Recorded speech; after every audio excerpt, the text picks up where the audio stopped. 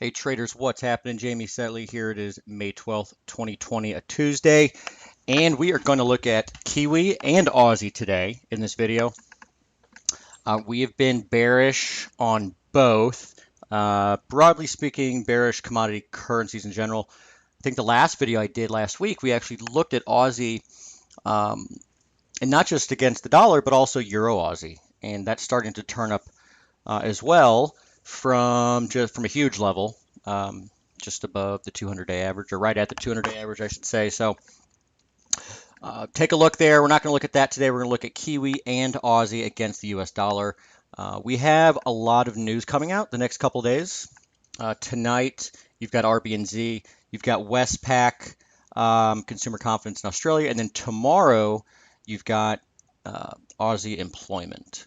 So both these currencies are in extremely bearish situations, or within their wave count, I should say. So to review here on Kiwi, we've got a 1, 2, 3, 4, 5 waves up into the April high.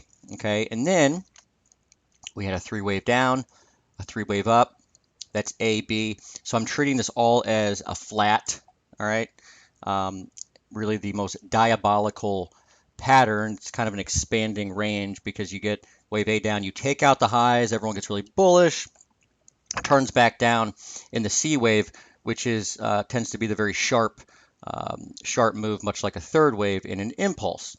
Okay, so if we get even more nitty-gritty on this, we've got wave 1 down, wave 1 of C, wave 2 up, also a flat, right? Again, take out the low, the origin, the end of wave 1, and then take out the high of the A wave, and you get the C wave up here. So 1, 2, and now we've got 1, 2 again. In fact, these look awfully similar.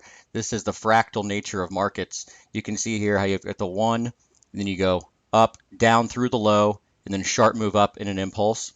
Same thing just here on a very short-term basis, right?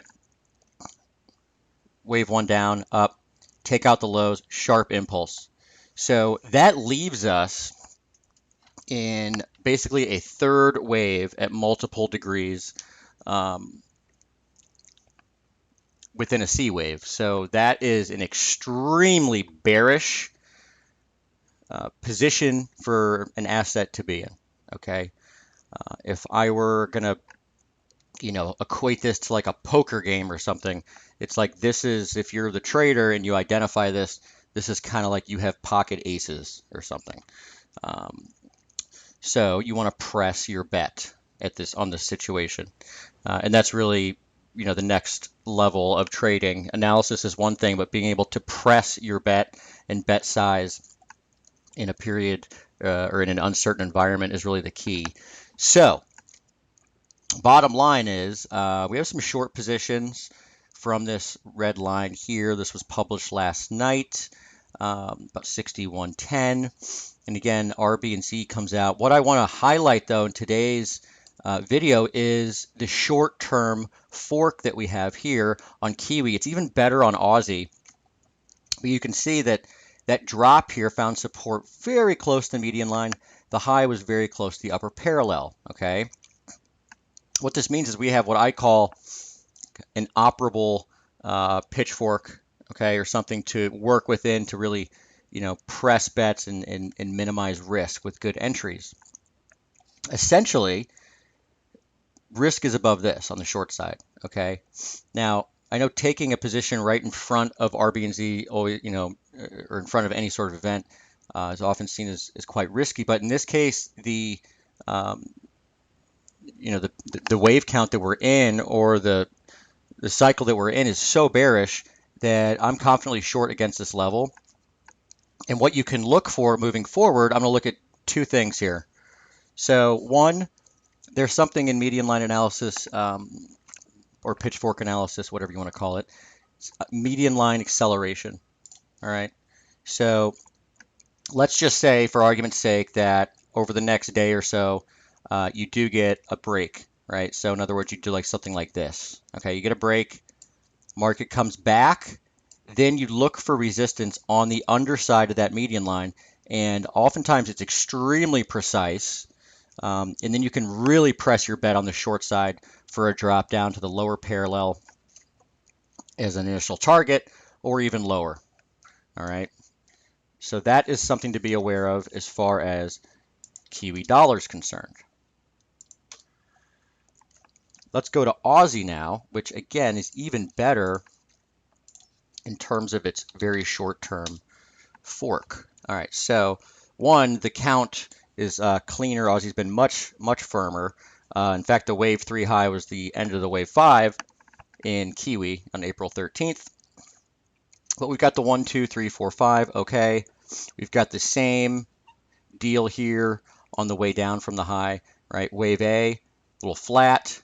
All right, same thing here on a short-term basis over the last couple days. Wave 1, another flat. Now look how precise this fork is in the Australian dollar. Low last night on that on China news, right, was right at the center line. Look where the high is. Right at the upper parallel. I mean to the tick. And even the parallels within the fork, right? This is what I call the 25 line. This is what I call the 75 line. 25 line because it's 25% through the channel. Even that, the market reacted to that very well as what, also. So you can see here, if I just go to like a 10-minute chart or something, right? You can see how the market has responded to these levels. So this is where we are right now. We're just below it. Again, for argument's sake, I'm already short here, but if you have or want to, like what I'm looking to do is increase exposure, right? So what I'd like to see, something like this, maybe come down to the median line. If you get a rally back, right, this level, which has been what I call an influential level or influential line, albeit on an angle, right, that would then be where you look for resistance.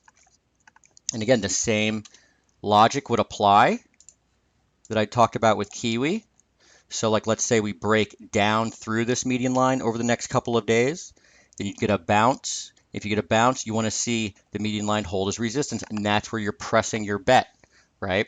Especially because it was former support, right?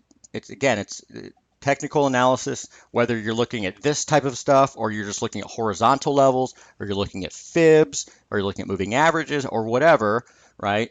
Former support becoming resistance and vice versa, right? That's one of the tenets really of technical analysis of studying price levels. That's called polarity, right?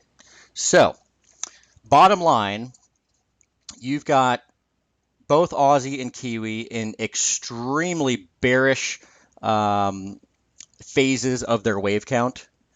So you have the ability here to really play the downside for sharp downside over the next couple of days, if not, a week or two. And we have precise levels and know exactly what we're looking for in terms of how to increase bet size and where to, put risk, right? Risk is obviously just over these highs from today at the moment. And it's not so much the news and what comes out that I am focused on. I just want to know when it is, because that's when the market tends to move. All right, so that's it for today. I hope this video helps you out, and good luck over the next couple of days with Aussie and Kiwi. All right, take care. Jamie Saettele here, signing off. Bye.